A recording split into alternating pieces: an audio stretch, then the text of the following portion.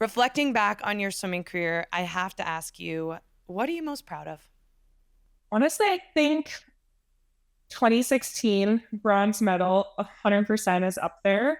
Um, I think how I sort of coped with not making the team in 2012 and sort of using that, I don't know, just to allow that to make me, I think, a more resilient competitor, a more compassionate human. I think it taught me a lot of lessons. And in a lot of ways, I'm proud of sort of who I became after that and how I let that shape me.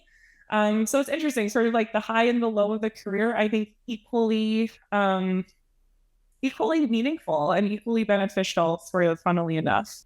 You experienced one of sports' probably purest heartbreaks where you missed qualifying for the Olympics by 1/100th of a second. There is no margin smaller. And I wanted to ask because, you can be a friend and experience the heartbreak through you. You can kind of hear about it, you can read about it, whatever, but you're the only one that knows exactly what you went through. I wondered, how did you process that moment and get to where you are today or where you ended up in your career, where you're able to see it almost as kind of a positive, not a positive, but maybe something you could look at fondly? You described it perfectly. It was just heartbreaking and devastating in every sense of those words. It's the first time I've seen my dad cry. My coach, seeing him after the race, I think still gets me emotional. He still gets emotional when we talk about it. So I think the only way to get through something like that is literally that you just have to feel it and get through it. And I think something that I learned was that didn't always have to sugarcoat things or always find the positive. I'm really good at that. I think since 2012, became a little bit more aware and accepting of when I don't feel good all the time and when I'm not always happy and positive, and there doesn't necessarily always have to be a silver lining. I do think in hindsight, like I said, giving myself the time to just feel that and process that did allow me to really learn and grow from it. Um, but yeah, it's that's my simple answer is I think I just simply had to kind of feel the heartbreak and feel the disappointment of that. And eventually that let me learn from it and grow from it and um, take a lot of good takeaways from it. And I think that's such important perspective because the next topic I did want to talk to you about is leaning into mental health. I wondered because I could go through medical terms that I don't understand for countless minutes, but I would love to hear from your perspective how you describe your job to other people.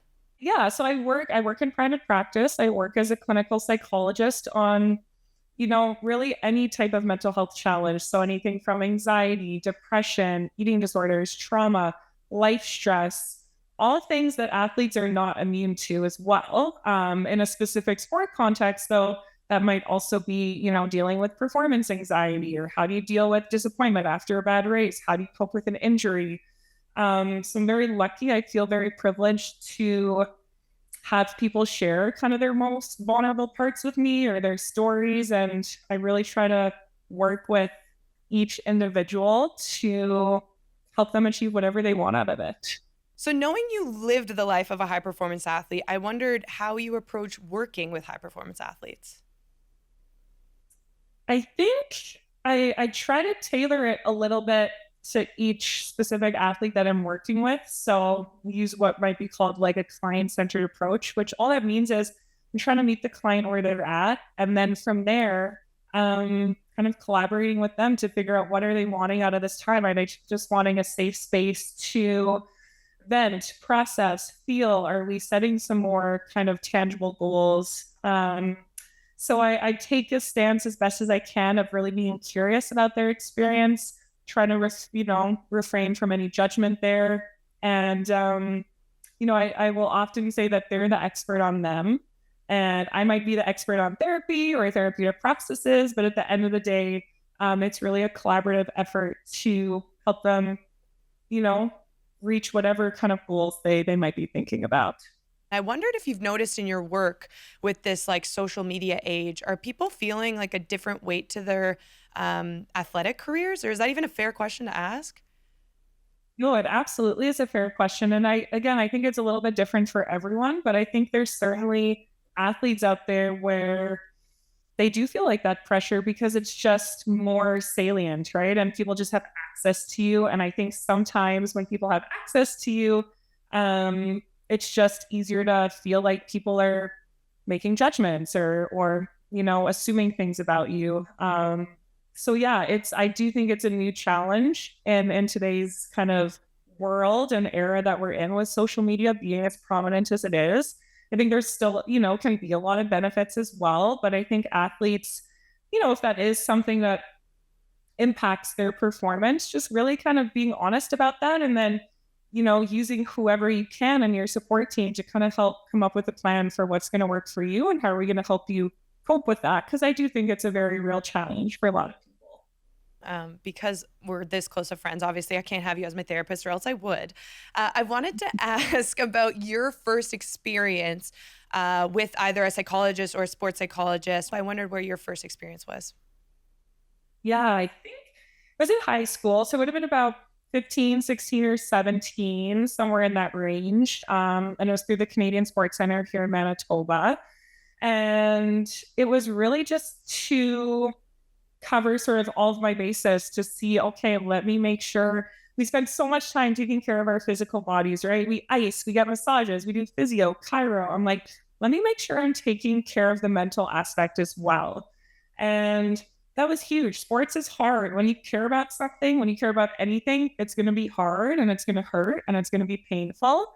And I think one of the benefits for me of having the sports psychologist was just having that sort of third party objective person to be able to go and talk to about things when they inevitably did get tough. With that, I was wondering on your end, if somebody's listening to this right now, whether they're a parent, an athlete, just stumbled on our video on YouTube, but they don't know where to start, but they're looking for help. What would your advice be? I would say find someone that you can trust and see if they can help you. Maybe find some help. Help looks really different depending on what you're looking for. You might just be looking to talk to a parent or a teammate or a coach. Maybe you are looking for something a little bit more professional. There's resources out there. I find that it's a lot easier to tackle sort of the endless possibilities if you have someone who can help you out that you trust. So that might be an easy or maybe an easier first step is see if you can recruit someone to kind of help you navigate that process. When you look in terms of mental health, would you do anything differently when it comes to your swimming career or when you got help or how you got help? I don't think I would do anything differently per se. If I could go back, what I might tell myself is that it's okay to feel some of those kind of painful emotions. I wish maybe I would have, had someone tell me that a little bit sooner. I think in sport, we're doing really well in terms of breaking the stigma when it comes to talking about mental health. I think when I was growing up, I got a lot of messages about what mental toughness looked like and, what that meant and sort of pushing through pain or suppressing it or avoiding it. And I was pretty good at doing that. And again, I don't necessarily think I would do anything differently, but I do think, it would have been nice to learn some of that a little bit sooner. Got there eventually, which is great. But for all those athletes out there, I think, we've heard the phrase, it's okay to be okay. I think we're getting a little bit closer at really believing that and also kind of like embodying it and living that and sort of figuring out what does that actually mean and look like. But it's something that I personally really, really ascribe to now and wish little version of me would have learned a little bit sooner. And what inspired you to get into this line of work? Like, what's your why? I think that breaking the stigma is a big part of why. And to be honest, it's not just athletes. I really think sport is kind of a microcosm of society. I think there's a lot of people out there who struggle with showing like perceived weakness, right? Crying in front of others or saying that they're having a bad day. And I just imagine a world where we talked about mental health the same way we talked about physical health, right? Like I have a cold, I broke a leg, and I had an injury. So I think creating a space where people can feel comfortable and safe and seen is really important to me. And hopefully we'll keep making strides in that direction.